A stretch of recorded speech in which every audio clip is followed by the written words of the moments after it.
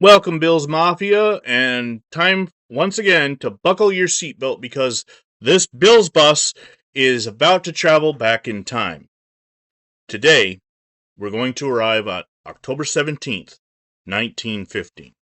The All Buffaloes, back at Ryan's Park, set for a 3:15 kickoff, hosting All-Lancaster. 2 games have been played, 2 wins. Buffalo is currently 2-0. But in 1915, there's no cushion, no standings to protect you, no schedule to guide you, just the next opponent and the next test. And today, that test comes to Ryan's Park. Just 13 miles from Buffalo, a short trip, but in 1915, the distance doesn't tell you much, because information was limited, and reputations weren't always clear. All-Lancaster arrives at Ryan's Park known as a known quantity. But before we go further, there's something important to understand about this team. Buffalo has seen football before 1915. Different 11s, different groups, coming and going. But this Buffalo 11, the All-Buffalo team, is the one that begins the lineage that will eventually lead to professional, organized football in Buffalo as we know it today. This is where the story truly starts.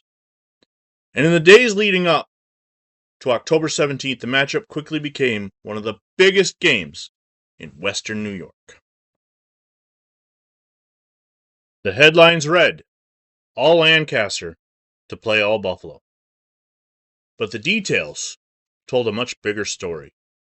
All-Lancaster, the defending heavyweight champions, coming into Ryan's Park to face a Buffalo team looking for revenge for a previous incarnation. Because the year before, Lancaster was one of the 11s that beated that previous Buffalo team. And the race for Western New York title could come down to this game. They meet on Sunday. Both teams undefeated. Both teams building momentum. And both teams believed to be among the best in the region. The numbers backed it up. Buffalo had scored 38 points so far this season. Lancaster, 42. And those early games, no opponent had crossed either team's goal line. This wasn't just a game. This was a showdown, a chance to take control. But in the race for Western New York Championship, it would come down to this. By game day, everything was in place. A full afternoon of football. Preliminary games scheduled at 2 o'clock, leading into the main event. Buffalo versus Lancaster at 3:15. 2 undefeated teams, 1 field, and something bigger on the line as a question mark. The headline the next day read, Victorious 11 shut out opponents. 7 of the 8 reported games that day ended in decisive victories, and among them, Buffalo.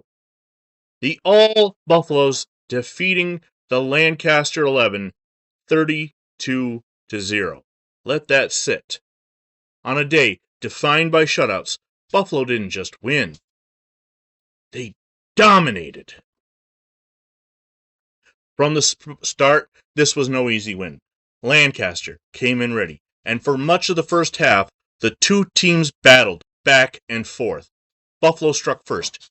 After a break in the action, the All Buffaloes took possession near the Lancaster 35-yard line. Sherman breaking through the line for a 10-yard gain, setting the stage for Jeffrey, who swept outside and drove in for the game's first touchdown. Jeffrey added the kick, and Buffalo had the lead. But Lancaster didn't fold. The two sides continued to trade blows, each looking for control. And for a time, Buffalo had only a narrow advantage. Then the game changed. As the second half began, Buffalo broke it open. Dooley added another touchdown. Sherman powered his way in. And Jeffrey came back again, driving through the defense for another score. The All Buffaloes were no longer trading blows. They were taking over.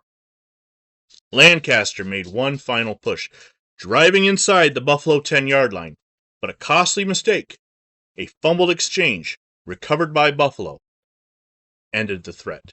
And from there, the outcome was no longer in doubt. Buffalo 32, Lancaster 0. Now let's take a look at where Buffalo stands.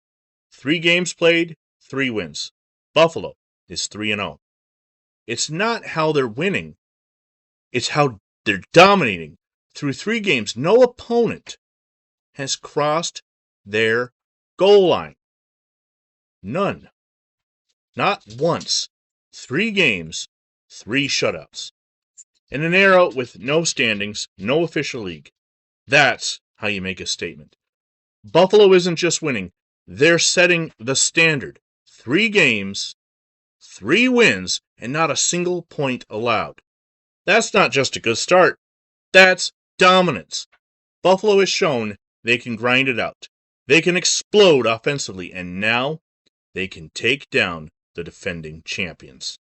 This isn't just a team finding its footing. This is a team establishing itself. In an era without standings, without playoffs, without a formal league, reputation was everything. And through 3 games, Buffalo is building one. A team that doesn't just win, but controls the game from start to finish. And in Western New York, that kind of team gets noticed.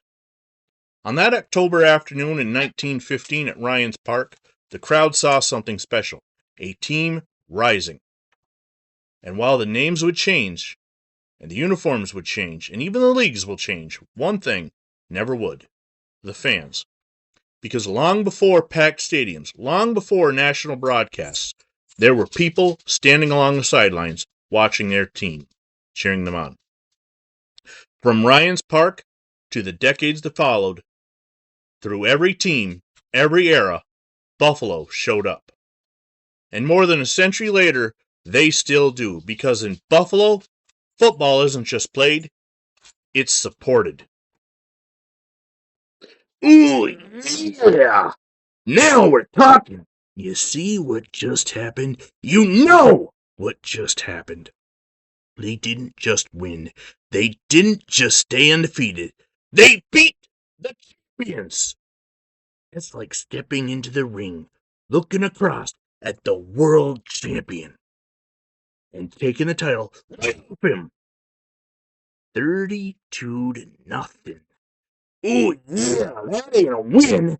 That's a takeover. Lancaster came in wearing the crown, and Buffalo just won. 3 games, 3 wins, and nobody's scored on him. That's Thomas. That's power. Yeah. That's a team ready to wear the gold. Ooh, yeah. Buffalo's on top, and he